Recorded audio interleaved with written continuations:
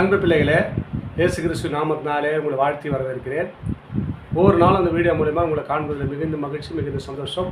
இந்த நாளிலே ஒரு வேத வசனத்தை காண்பிக்கிறேன். 1 பேதுரு 2ஆம் அதிகாரம் 16ஆம் வசனம் சொல்லப்படுகிறது.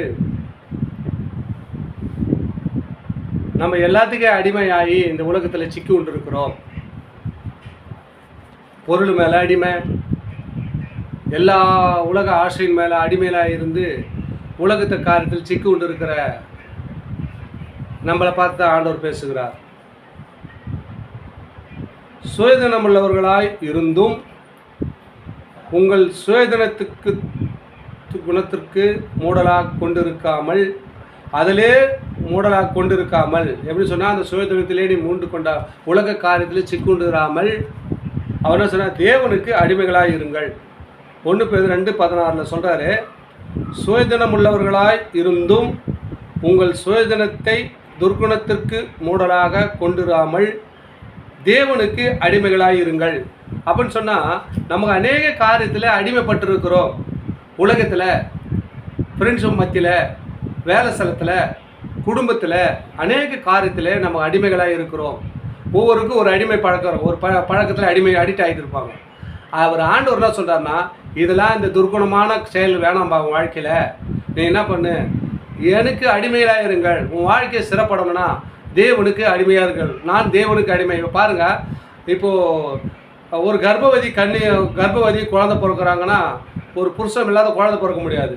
ஆண்டவர் சித்தத்துக்கு மரியாதை என்றவங்க என்ன பண்ணாரா, ஒரு குமாரனை பெறுவாய், அவனுக்கு இயேசு என்று பேர் விட சொல்லிட்டு போயிட்டாங்க. புருஷனே அறியல, எப்படி பிறக்க முடியும்? அப்போனா அவங்க என்ன பண்ணுறாங்கன்னா, தேவ தூதர்கள் சொல்லிட்டு போன பிறகு அந்த வார்த்தைக்கு அவங்க அடிமையாகிறாங்க. நான் தேவனுடைய வார்த்தைக்கு அடிமை அப்படி சொன்ன முடியும். அவர் சொன்ன திட்டம் நிறைவேறுகிறது. உங்கள் வாழ்க்கையில் திட்டம் நிறைவேறுன்னு சொன்னால் நீங்கள் தேவனுக்கு அடிமைகளாய் மாற வேண்டும். நம்ம வாழ்க்கையில் எப்படி இருக்கணும்? நம்ம உலகத்தின் காரியத்தில் அடிமையாக இருக்கிறோம், குடும்பத்தில் அடிமையாக இருக்கிறோம், சில பழக்க வழக்குகளுக்கு அடிமையாகி கொண்டிருக்கிறோம்.